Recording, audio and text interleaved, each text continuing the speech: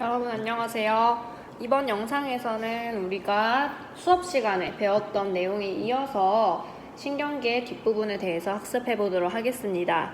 자, 그럼 먼저 신경계를 이루는 기본 신경세포에 대해서 한번 알아보도록 할게요.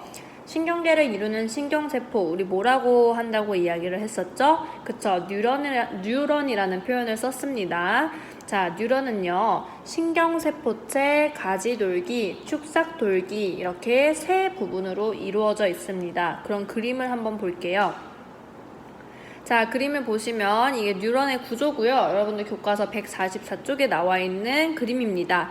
자, 보면 여기 가운데 핵을 가지고 있고요. 그리고 원형의 우리가 흔히 세포라고 하면 떠오르는 그림과 같이 이렇게 신경세포체가 존재를 하고 있고요. 그 신경세포체 주변에 가지돌기라고 해서 나뭇가지처럼 뻗어나온 가지들을 여러분들 관찰하실 수가 있습니다. 자, 그리고 나서 우리 소시지처럼 이렇게 꼬리가 쭉 이어져 있는 것을 볼 수가 있는데요. 이것을 우리가 축삭돌기라고 이야기를 하고요. 요 세 가지가 합쳐진 게 바로 뉴런 하나다. 이렇게 보시면 되겠습니다.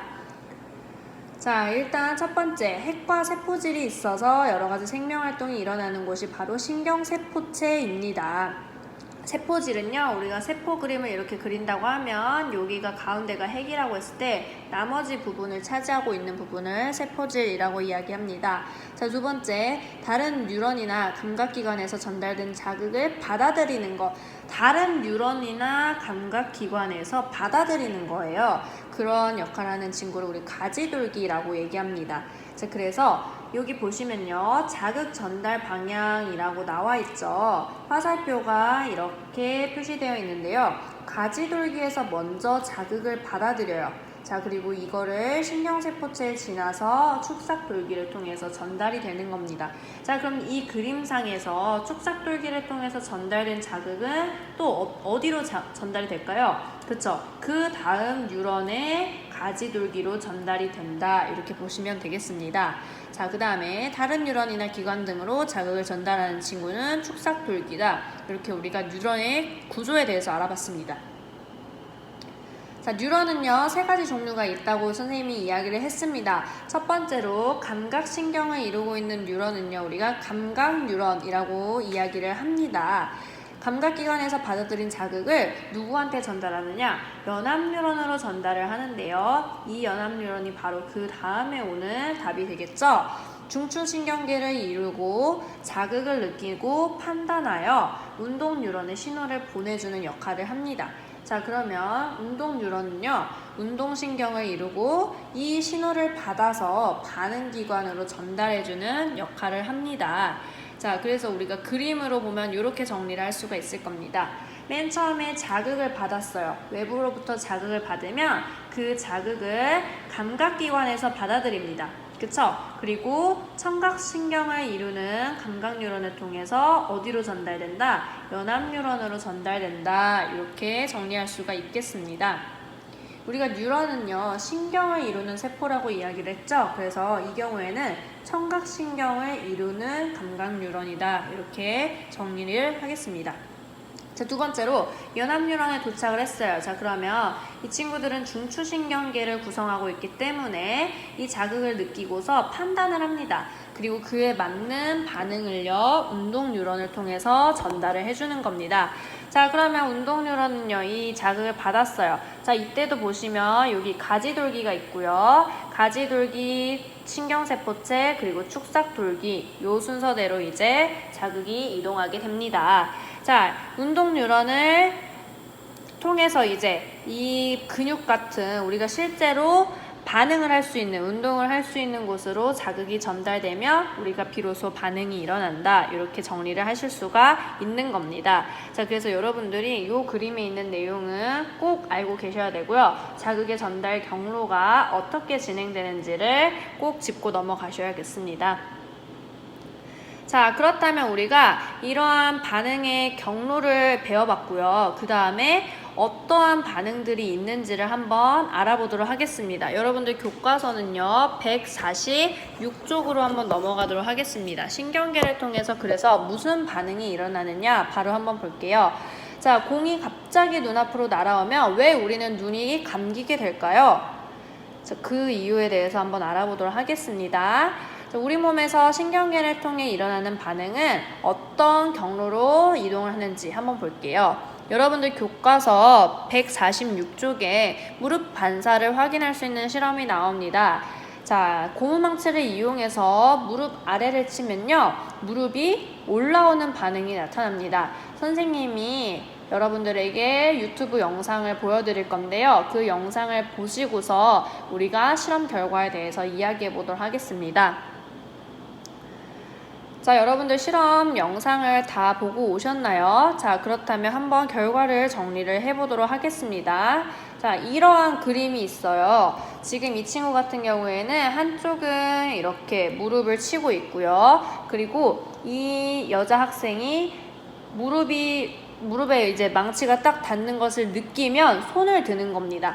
자, 그때 뭐가 더 먼저 일어나느냐를 실험하는 내용인데요. 우리 교과서에 이제 실험 결과를 적을 수 있게 되어 있습니다. 자, 여러분들 실험 결과를요, 이렇게 정리를 해 주실게요.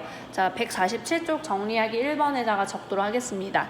먼저 반응 경로 가는요. 자, 얘는 우리가 그냥 다리를 무릎이 들어 올리는 반응을 이야기하는 거고요. 자, 그 다음 반응 경로 나는요, 우리가 그 느낌을 느꼈을 때 오른팔을 드는 경우를 이제 정리를 한 겁니다. 자, 그러면 한번 볼게요.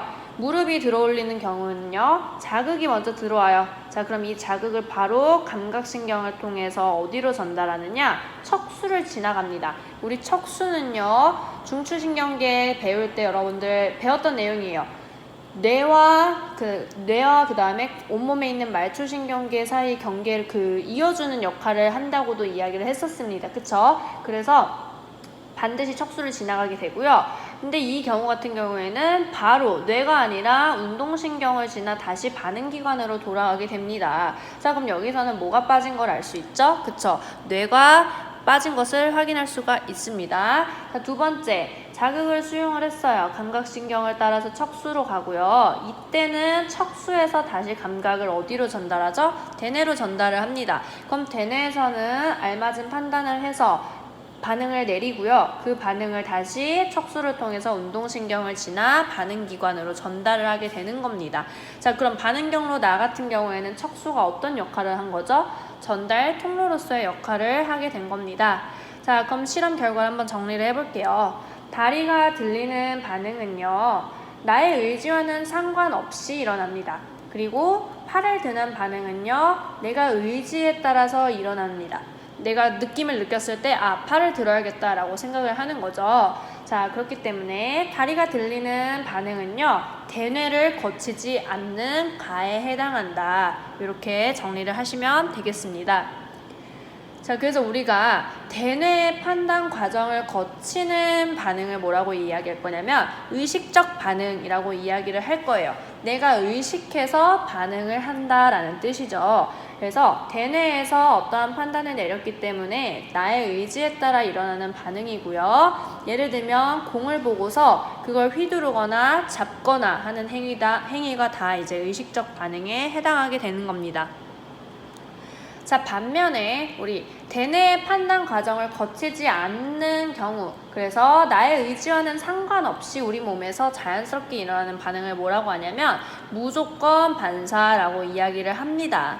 자, 그래서 공이 날라왔을 때 눈이 감기는 현상, 움찔하는 현상, 혹은 아까 무릎을 쳤을 때 무릎이 자동으로 올라오는 현상, 혹은 뜨겁거나 날카로운 물체가 몸에 닿았을 때 움츠리는 반응 등이 모두 무조건 반사에 해당하게 되고요. 얘는 대뇌를 거치지 않아요. 그래서 아까 실험 결과를 정리할 때 이야기를 했죠. 어디가 관여를 하느냐? 바로 척수에서 관여를 하는 반응이 바로 무조건 반사가 된다라는 얘기입니다. 자, 그럼 이 그림을 한번 볼게요. 자극에 대한 반응 경로를 나타낸 그림입니다. 자, 첫 번째로 우리가 자극을 가해줬어요. 내가 무릎을 쳤어요. 그랬더니 다리가 들리는 반응을 먼저 보도록 하겠습니다. 자, 자극이 감각신경을 통해 먼저 척수로 전달이 됩니다. 자, 그런데 이때 척수에서 대뇌를 거치지 않고요. 바로 어떤 반응이 일어나느냐? 운동신경을 통해서 다리로 신호를 보내는 거예요. 어떤 신호를 보내느냐? 다리를 들어 올려라 라는 신호를 전달을 하는 겁니다. 그럼 얘는 자극이 척수로 갔다가 다시 운동신경을 통해서 다리로 오게 되는 거예요. 이 과정을 거치게 되고요. 자, 두 번째입니다. 자극을 가했어요. 그랬더니 이 자극이 똑같이 척수로 이동을 하는데요. 이때 뇌를 거칠 경우 대뇌에서 판단을 하는 겁니다. 어떤 판단을 하느냐? 팔을 들기로 우리가 약속을 했거든요. 그래서 우리 나 느낌을 받았어. 그러면 팔을 들어야 돼 하고 어디에다 명령을 내리느냐? 그쵸? 팔에다가 명령을 내리게 되는 거죠. 그럼 그 명령은 누가 전달할까요? 운동신경이 이제 또 전달을 하게 되는 겁니다. 자, 그래서 우리가 이렇게 팔을 드는 의식적 반응 같은 경우에는 경로가 대뇌를 거치면서 무조건 반사의 경우보다 더 늘어난 것을 확인할 수가 있습니다. 자, 그러면 우리가 어떠한 자극이 동시에 들어왔을 때 무조건 반사와 의식적 반응 중에서 훨씬 더 반응이 빠른 건 어느 경우일까요? 그쵸, 바로 무조건 반사일 때 반응이 빨리 일어나는 것을 확인할 수가 있습니다. 자, 그러면 우리 왜 이렇게 무조건 반사는 반응이 빨리 일어나게끔 하는 걸까요? 바로 우리 몸을 보호하기 위해서 이렇게 만들어지게 된 것입니다.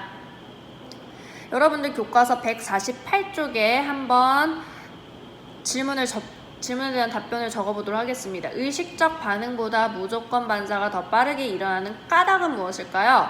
과학적인 근거를 작성하시면 되겠죠. 무조건 반사가 일어나는 반응 경로가 더 짧고 단순하기 때문이다. 무엇만 거치기 때문이죠? 그쵸? 척수에서 무조건 반사가 결정이 되기 때문에 이렇게 간단하게 경로가 전달이 되는 겁니다. 자, 그래서 무조건 반사가 어떤 의미를 가지고 있는지 볼게요. 반응 경로가 짧고 단순하기 때문에 위험한 상황에서 우리 몸을 보호하는데 중요한 역할을 한다라는 얘기입니다. 조금 더 빨리 뭔가 위험한 상황을 피할 수 있게 도와주는 거죠. 자, 그렇다면 우리 스스로 확인하기를 한번 같이 보도록 하겠습니다. 자, 반응 경로에 대뇌 판단 과정이 포함되지 않아 자신의 의지와 관계없이 일어나는 반응을 무엇이라고 할까요? 의지와 관계없는 거니까 바로 무조건 반사가 되겠습니다. 자, 두 번째입니다. 기록 경기에서 출발 신호가 난 다음 선수가 0.1초 내로 움직이면 부정 출발로 판정한다. 그 까닭을 자극에서 반응까지의 경로와 관련지어 설명해보자 라고 되어 있는데요.